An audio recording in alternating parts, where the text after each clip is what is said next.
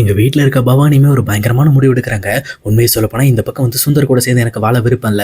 இந்த மாரி ஃபோர்ஜரி பண்றவங்க கூட வாழ்றதுக்கு நான் வாழா வெட்டியாவே இருந்துருவேன் அப்படின்ற மாதிரி எங்க பொண்ணுகிட்ட பேசிட்டு இருக்காங்க. அது மட்டும் இல்லாம நான் சுந்தர டைவர்ஸ் பண்ண போறேன் அப்படின்ற ஒரு பயங்கரமான முடிவையும் எடுக்குறாங்க. இத கேட்ட பொண்ணுமே, "அக்கா நீங்க ரொம்பவே அவசரப்படுறீங்கன்னு நெனைக்கிறேன். கொஞ்சம் யோசிச்சு" அப்படின்னு சொல்லி பேச வர்றதுக்குள்ளேயே இந்த பக்கம் பவானி, "இங்க பாரு பொன்னி, இந்த விஷயத்துல நான் ரொம்பவே யோசிச்சிருக்கேன். ரொம்பவே யோசிச்சு எனக்கும் என் பொண்ணுக்கும் எது சரின்னு படுதோ அந்த விஷயத்த தான் நான் செஞ்சிருக்கேன்" அப்படின்ற மாரி எங்க பவானி சொல்றாங்க. அதே நேரம் பொன்னியால இந்த விஷயத்தை எதிர்த்து பேசவே முடியல.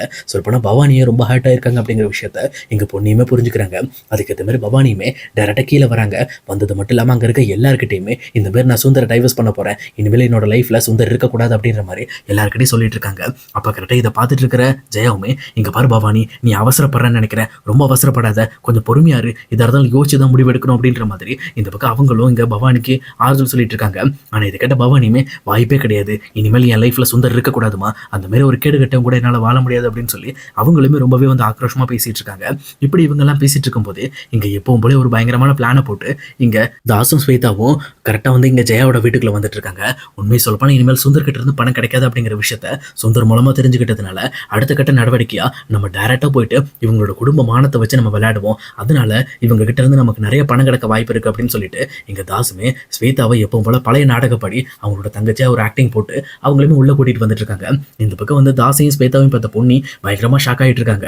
அதே நேரம் உள்ள வந்த தாசுமே, முதல்ல எங்க உங்க மாப்பிள்ள, அவனை வெளியில கூப்பிடுங்க, முதல்ல அவங்க கிட்ட நாக்கப்படுங்கிற மாதிரி 4 கேள்வி கேட்கணும் அப்படின்ற மாதிரி இங்க தாசுமே சத்தம் போட ஆரம்பிக்கிறாங்க. இதை பார்த்த உடனே இங்க சந்திரசேகருக்கு ஒண்ணுமே புரியல. நீ யாருப்பா, நீ எதுக்காக வந்து இந்த மாதிரி எங்க மாப்பிள்ளையை கேட்டுட்டு இருக்க அப்படின்னு சொல்லி கேட்கறாங்க. அப்ப இந்த பக்கம் தாசுமே, என்னோட தங்கச்சியோட வயித்துல ஒரு குழந்தையை கொடுத்துட்டு ஒண்ணுமே தெரியாத மாதிரி போய் ஒளிஞ்சுக்கிட்டு இருக்கானு, அதனாலதான் அவனை கூப்பிட சொல்றேன், முதல்ல அவனை வெளியில் வர சொல்றேங்க அப்படின்ற மாதிரி இங்க தாசுமே ரொம்ப கோவப்பட ஆரம்பிக்கிறாங்க.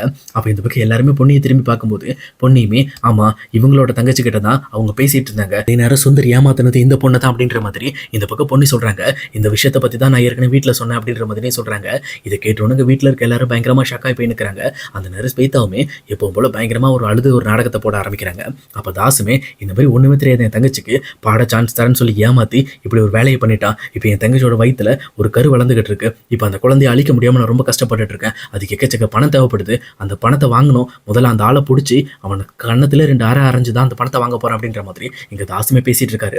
அது கேட்டோன்னே இங்க சந்திரசேகருக்கு என்ன பண்றதுனே தெரியல. அப்ப ஜெயாவுமே, இங்க பாருங்க, இந்த மாதிரி நீங்க இப்படி ரொம்ப சத்தம் போட்டு பேசாதீங்க, உங்களுக்கு எதா இருந்தாலும் நாங்க பண்ணி தரோம், அந்த பொண்ணுக்கு எதுவும் ஆகாம நாங்க பாத்துக்கிறோம் அப்படின்ற மாதிரி ஜெயா பேசிட்டு இருக்காங்க. அதே நேரத்தில் இன்னொரு பக்கம் இங்க சந்திரசேகருமே, இங்க பாரு தம்பி, அந்த பொண்ணோட கர்ப்பத்தை கலைக்க வேண்டியது எங்களோட கடமை, அதுக்கு எவ்வளவு செலவானாலும் நாங்க பணம் தரோம், இந்த மாதிரி வந்து நீங்க போலீஸ் கிலீஸ்னு வெளியில போயிடாதீங்க, எங்களோட குடும்ப மானமே போயிடும், உங்களுக்கு எவ்வளவு செலவாகும்னு சொல்லுங்க, அந்த பணத்தை நாங்க தரோம் அப்படின்ற மாதிரி இவங்க எல்லாமே பேசிக்கிட்டு இருக்காங்க. இதெல்லாம் கேட்டுட்டு இருக்கும்போது இங்க சக்திக்குமே ஒண்ணுமே புரியல. என்ன இது, இவன் எதுக்காக இந்த மாதிரி பணத்தை வந்து கேட்டுக்கிட்டு இருக்கான், இவன் நியாயத்தை தானே கேட்கணும், உண்மையை சொல்ல போனா நான் போலீஸ்க்கு போறேன்னு நான் மிரட்டணும், ஆனா மிரட்டாம இவன் பணத்துல ரொம்ப குறியா இருக்கானே அப்படின்ற மாதிரி சக்தியும் சண்முகம் யோசிச்சுட்டு இருக்காங்க. அதே நேரத்தில் இங்க சிவானி பாப்பாவும் எப்பவும் போல ஸ்கூல் முடிச்சு வீட்டுக்கு வராங்க. வந்தது மட்டும் இல்லாம அவங்க எல்லாமே உள்ள வந்துட்டு, என்ன இது புதுசா 2 பேர் இருக்காங்க அப்படின்னு சொல்லி அவங்க ரொம்பவே ஆச்சரியமா பார்த்துட்டு அங்க இருந்து உள்ள போயிட்டு இருக்காங்க. அப்ப கரெக்டா இந்த பக்கம் தாசுமே மறுபடியுமே சத்தம் போட்டு பேச ஆரம்பிக்கிறாங்க. இங்க தாசோட குரலை கேட்ட உடனே இந்த பக்கம் சிவானி பாப்பாக்கு என்னாச்சுன்னு தெரியல, பயங்கரமா நடுங்கிட்டு இந்த பக்கம் பொண்ணு பின்னாடி போய் மறைய ஆரம்பிக்கிறாங்க. உடனே இங்க பொண்ணுமே, என்னாச்சுமா ஏன் பயப்படுற அப்படின்னு சொல்லி கேட்கிறப்போ, இல்ல இந்த மாதிரி இந்த அங்கிளோட குரல் மாதிரி தான் இருந்துச்சு, சொல்லப்போனா இதே குரல் தான் என்னை கடத்திட்டு போனவங்க கிட்ட பேசினாங்க, எனக்கு தான் பயமா இருக்கு, என்னை எப்படியாவது காப்பாத்துங்க அப்படின்ற மாதிரி சிவானி பாப்பா ஆள ஆரம்பிக்கிறாங்க. இதை பார்த்த பொண்ணுக்கு ஒண்ணுமே புரியல, ஒருவேளை இவரா இருக்குமோ அப்படின்னு சொல்லி யோசிச்சுட்டு இருக்காங்க. அப்ப தாசுமே இந்த விஷயத்தை தெளிவா கவனிக்கிறாரு. கவனிச்சோன்னா கண்டிப்பா இந்த பொண்ணு விஷயத்துல நம்ம மாட்டிக்கூடாது, நம்ம இப்போதைக்கு இங்கிறது கிளம்பணும் அப்படிங்கிறதுக்காக எங்க பாருங்க, நீங்க என்ன எதுன்னு பேசி முடிவு பண்ணி வைங்க, எனக்கு எவ்வளவு பணம் வேணும் அப்படிங்கிறத நான் வந்து நாளைக்கு சொல்றேன் அப்படின்ற மாதிரி இந்த பக்கம் அங்க சந்திரசேகர்கிட்ட பேசிட்டு அங்க இருந்து எஸ்ஸாக ட்ரை பண்றாங்க. ஆனா இதை தெளிவா கவனிச்ச சக்தியுமே, முதல்ல நில்லு, உன் பேர் என்ன அப்படின்ற மாதிரி இந்த பக்கம் தாஸ் கிட்ட கேட்கறாங்க. அப்ப தாசுமே என் பேர் தான் தாஸ் அப்படின்னு சொல்றாங்க.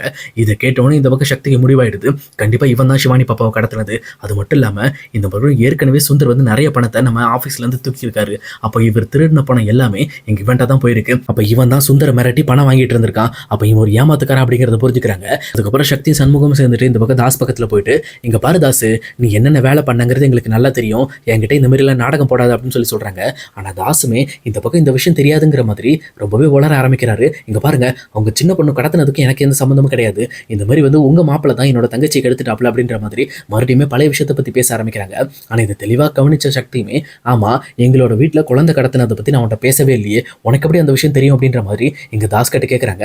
தாசியும் ஐயோ போச்சுரா நம்ம மாட்டிக்கிட்டோம் அப்படின்னு சொல்லிட்டு ஓடு ஸ்வேதா அப்படின்னு சொல்லி சொல்றாங்க.